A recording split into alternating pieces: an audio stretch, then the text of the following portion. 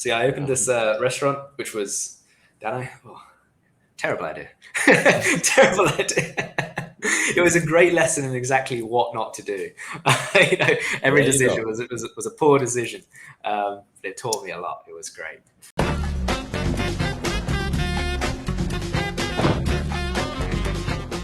Welcome to a new episode of the Dev Device Podcast. And today I have Alex with me, the CTO, the Chief Technical Officer of Refundify. Did I get it right? Yeah, you nailed it. Refundify. Oh man, I was practicing.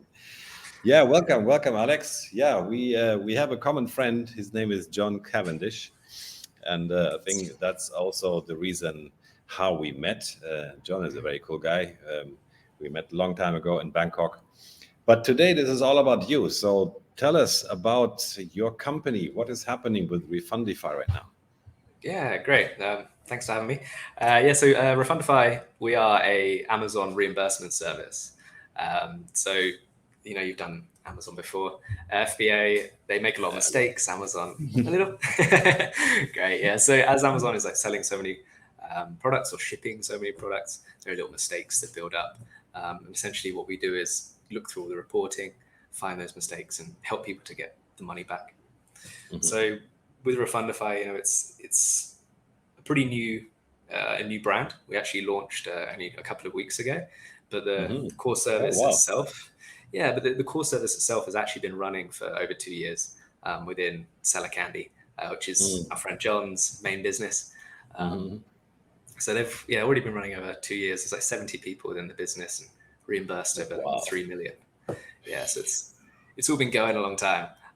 So the Refundify thing is just like our relaunch of it as a standalone SaaS product. So all go very exciting. Oh yeah. So you are saying Amazon makes mistakes? I know it's hard to believe. Yeah, I mean, I was just looking up the stats earlier. Actually, like they shipping like 1.6 million packages a day. I'm like, that's a lot of packages. That's a lot. Okay, so then there's a glitch in there. Yeah. I mean, that's definitely a service that sometimes. I mean, as a seller, we hardly, of course, we just don't know, right? I mean, I've been selling for years without even knowing that there could be such a thing as, something Amazon owes me, because it was always the other way around.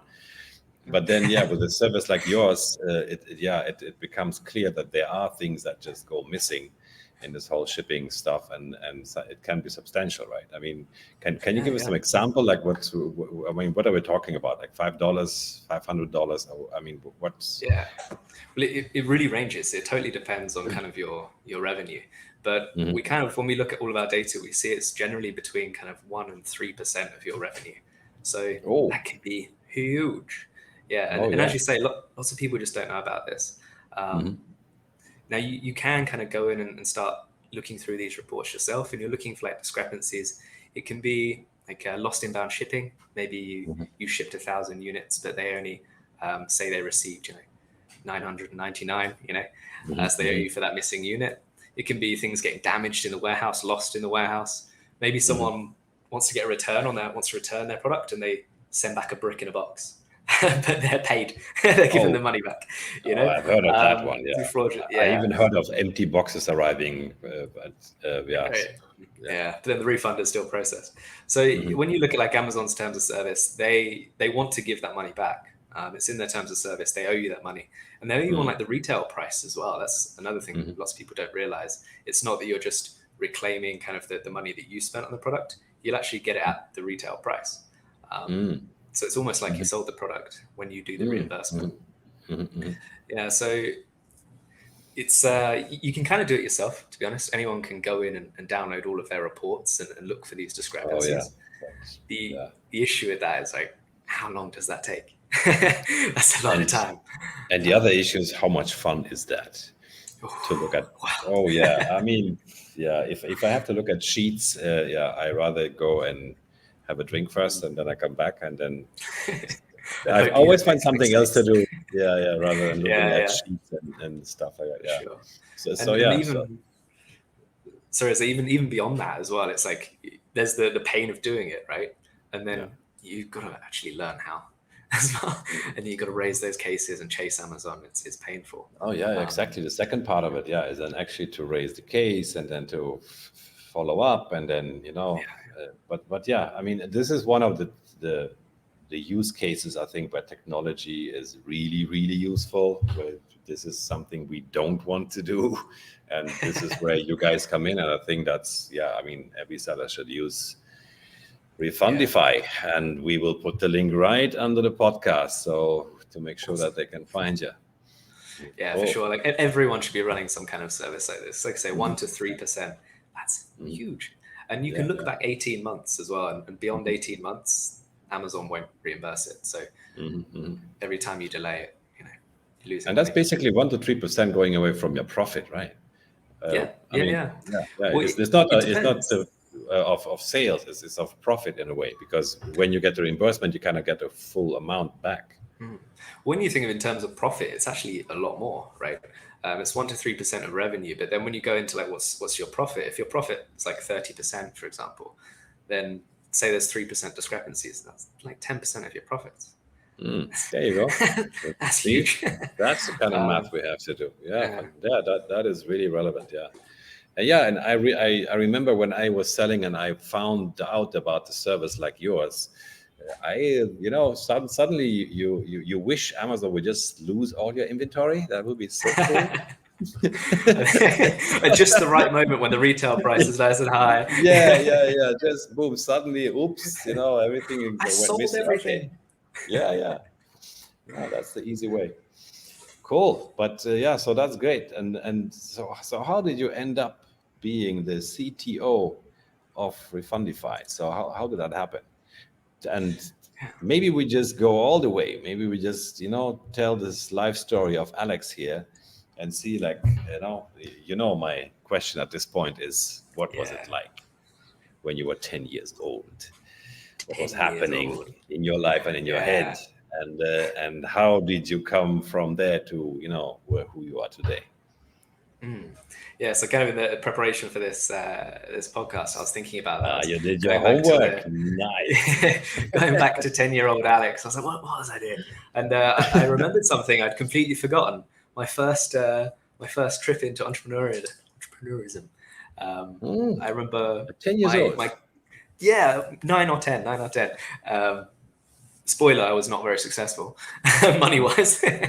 But I remember my granddad, he told me that he was making jewelry. Every year he would make a piece of jewelry for my nan. Me and my little brother heard about that. I'm like, oh, that sounds like fun.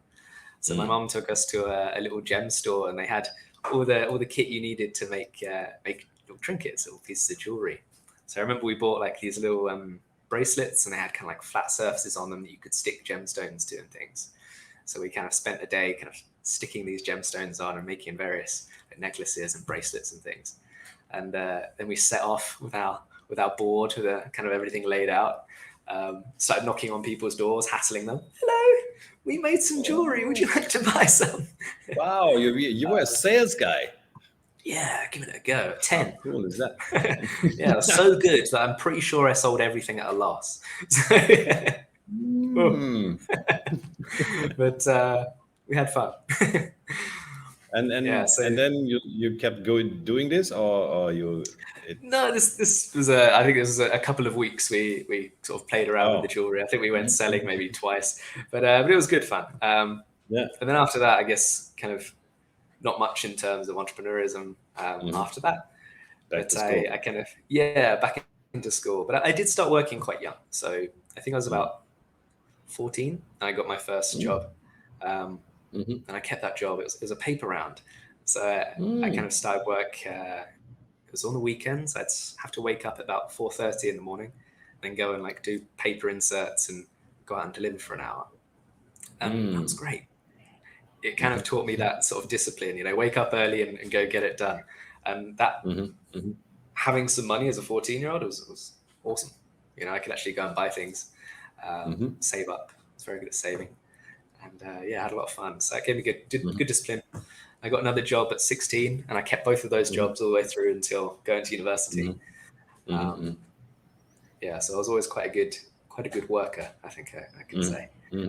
We have a similar history in that sense. I think 14 years old, I was a newspaper boy as well. Yeah. Like running around the neighborhood and dropping off the newspapers and magazines and all that. Yeah. But yeah, to have your own income was has, I think, for both of us, it was a big thing to be independent of our parents' donations. Which there were none in my case anyways, but yeah. Yeah, mine trailed off for sure. I think like 11, when I was 11 years old, we moved and for reasons, our kind of family income dropped a lot. I think I was like paying for bus fare for me and my brother to go to school and stuff. But it was great because I could do that and I had that like, stability. Yeah. So you already got a taste of what it is to work on your own, and then what was the next big step you took towards entrepreneurship? Yeah, so for me it was kind of a slow thing. So I went to university, so the title CTO, right? So I'm in tech. So I went to university. I studied computer science. So before that in school, I was a pretty average student, to be honest. But I did always excel at IT, anything IT, tech related. I did very well. Everything else pretty average. So I studied computer science, and that was awesome. I just really enjoyed it. And because my grades I don't know if you have A-levels in Germany. Do you do like A-level colleges or anything? There's something like that, but I never got this American school system translated into German. It's different. Yeah. But I think there is. I think we have A-level. Yeah, like the end of school, right? Like So when you graduate for university. Yeah, you graduate like high school, right? And then you do your A-levels. So my A-levels, I made the mistake of staying at my high school, and I just really checked out of it. I did not enjoy it. So I ended up having to do a foundation year. The reason why I want to mention that is the foundation year I did before university. I could do that and then go to a really good university, or I could go to a not so good university straight away. So I added like a year to my higher education, but it was great. Because then after that foundation year, I went into university and I was like immediately one of the best there, because I had that like foundation. It was great. So I did very well in university and just really enjoyed it. But then like most British teenagers or young Brits, you finish university and you go, do I want to go into a corporate world? Do I just want to go and get a job? No. So I think I did something fairly similar to you. I think you live in Kuala Lumpur, is that right? Right now I'm Kuala Lumpur, yeah. But back in the days I was in Munich, in Germany. Yeah. Okay. So yeah, I did similar to what you did, and just left the UK. So I went traveling for a little while. Yeah. So I traveled for like 3 months and then settled in Vietnam, which is where I still am, still here. You are right now. Oh, that's such a friendly time zone here. Yeah, fantastic. Yeah. I never get to speak to people like in the afternoon. It's always like 5 a.m. or 10 p.m. or 3 a.m. or something like that. Yeah, I think we're like you're in Vietnam right now. Yeah. I moved here in 2015, and just stayed. So like almost 9 years now, eight and a bit years. And I kind of thought I'll teach English in Vietnam for 1, maybe 2 years. Then I didn't want to leave. I didn't want to keep teaching English. So I realized I had to do something else. So that was when my kind of second attempt at running a business came up. And I opened a steamed bun restaurant.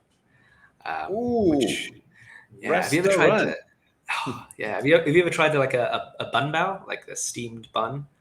From Vietnam? I think so. I'm not sure, but I only spent a few weeks in Vietnam, but you got to come back. Probably, yeah. Which part are you? Which part of Vietnam? Saigon? Ho Chi Minh City. Yeah, Saigon. So in the south. Yeah. Okay. All right. I think it's the biggest city. I think it's bigger than the capital in Hanoi. Certainly the most modern part of the country. So I opened this restaurant, which was terrible idea. Terrible idea. It was a great lesson in exactly what not to do. Every decision was a poor decision. It taught me a lot. It was great. Overall. So you're already proving my point that I always like to make. We succeed or we learn, right? So so your restaurant business was in the learning section, not in the success section. Definitely. Definitely. And we need both of them. Lots of lessons. Lots of lessons. Yeah, yeah. For sure. Yeah. Wow, but that was quite far away from being a CTO, right? Because we're like a CCO, like Chief Cooking Officer. Ooh, yeah. One of those mistakes. I'm a terrible cook. To rely on my partner for that bit. Awful. But anyway, so that kind of went on for about a year, and then I realized it's not going to work. COVID really nipped it in the bud, killed it off. Okay. Even before it died, I'd made the decision that I wanted to go back into tech. Tech was what I enjoyed, so let's go back in. So I settled down in a co-working space. I just started studying up again. I'd been programming ever since I left university. I always kept it up as just like a hobby, something fun to do, like make little games, little apps and stuff, just because it's fun. Then I kind of got serious. So I started learning as much as I could, basically, and then landed my first proper tech job pretty quickly, and just worked up from there. And I know this podcast is kind of all about what can we teach new entrepreneurs, right? What kind of lessons can we give them?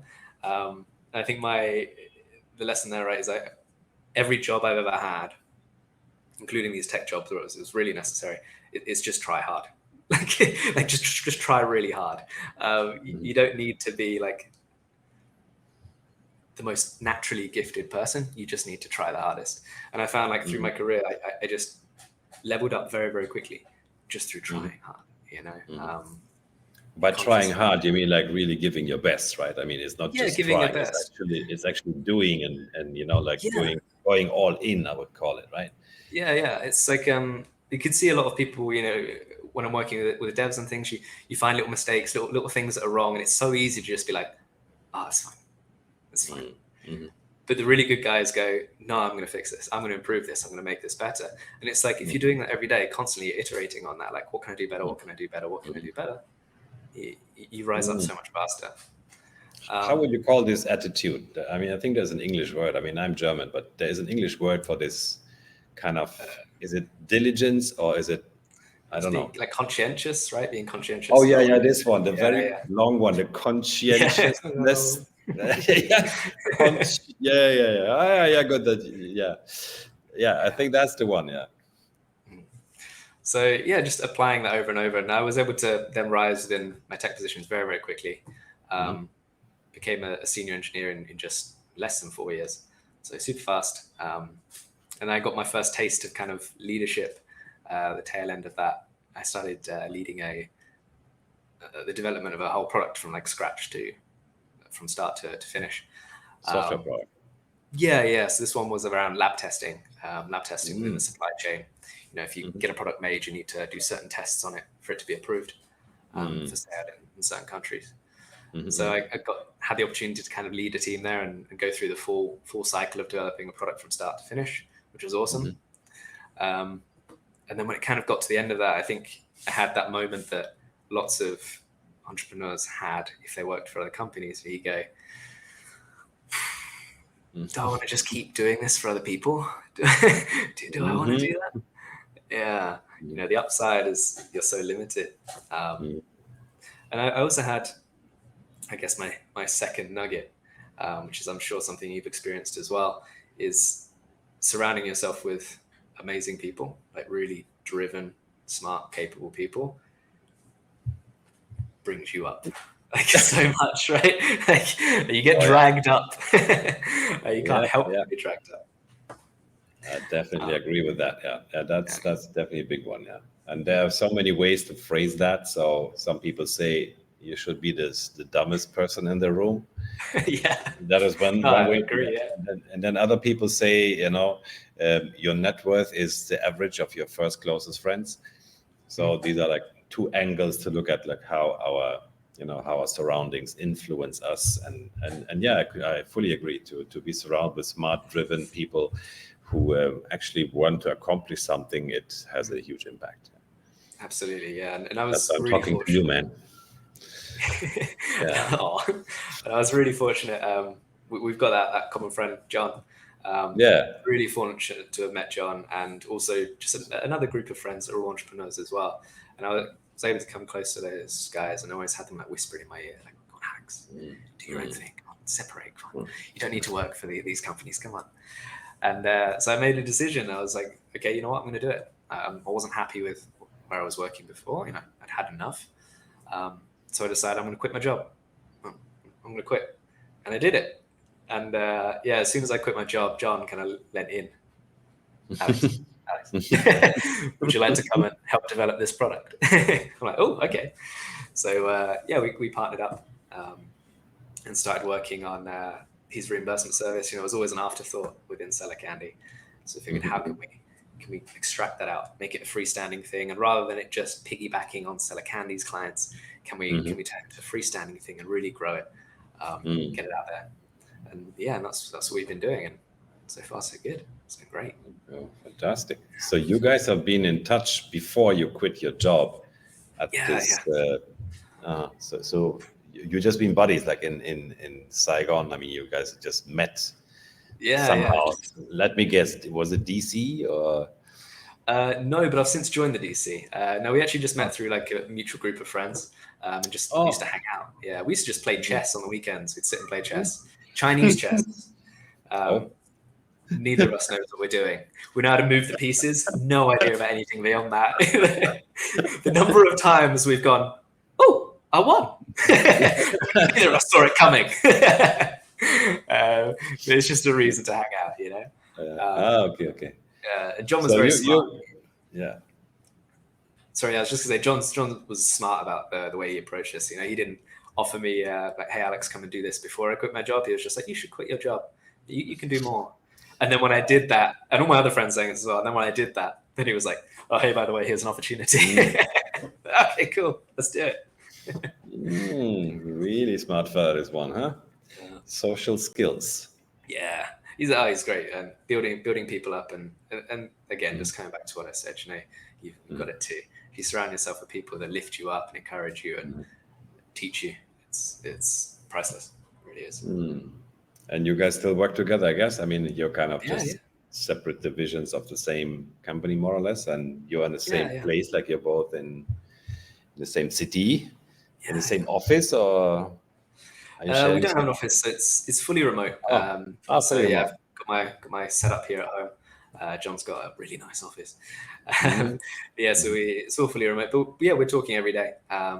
So I'm kind of leading this Refundify. I'm driving this forward, pushing it forward. And I'm so fortunate that he has this amazing team, right? Like I said, 70 people in Seller Candy. It's an amazing team. So I'm new to Amazon, but I know about tech. They know all about Amazon, but don't know anything about tech. So it's great. So I come in here. Yeah, synergy. It's really good. Perfect match. Very good. Drag each other up. Yeah, man, that sounds good. So you're now happily tagging along in Saigon. Yeah. Next buddy with John Cavendish. And yeah, I mean, I think this business that you're running has a lot of potential to grow even further. And I think you're already doing quite well. But yeah, I mean, every Amazon seller on the planet basically needs your service. So absolutely, it's just about letting them know, right? Yeah. Right, yeah, it's kind of a no-brainer. You know, there are other services out there. It doesn't have to be us. If you think someone else is a better offering, go with them, but go with someone. Do something, because you're just leaving so much money on the table. You know. Yeah. Yeah. Exactly. Fantastic. Well, we have learned a lot today about Refundify and about Alex. That was amazing. Before we end this session, is there anything else you would like to share with our listeners, with our audience? Yeah, for sure. I'd say, if you're an Amazon FBA seller, go check out refundify.io. Go and get a free audit. Everyone should be doing this. It's just money back. You can check out all of our rates there. We're the only guys in the industry that do that. You can see a full breakdown. It's all revenue based. So the more money you make, the lower the percentage. It's even our highest rate is lower than the industry standard. And even if you are doing your own reimbursements or something like that, or are with someone else, we also offer ASIN suspension insurance, which is huge. Because we're within Seller Candy, we have all of their expertise and all of their agents that can cross-pollinate with Refundify. So that's incredible customer service and ASIN suspension insurance, which means up to 4 times a year, one of your ASINs gets suspended, we'll get it back up and running for free. That's worth thousands. And that's for anyone making over $1 million a year. So come check it out. It's a no-brainer. Yes, we will leave the link in the description. Make sure that everybody can reach out to you. Thank you so much, Mr. Alex, and send my regards to Mr. John. And I hope we meet someday in person. Let's do it. Come and have a bum bow. Yeah. Thank you very much, Danny. All right. Thanks, man. Thanks so much. Take care.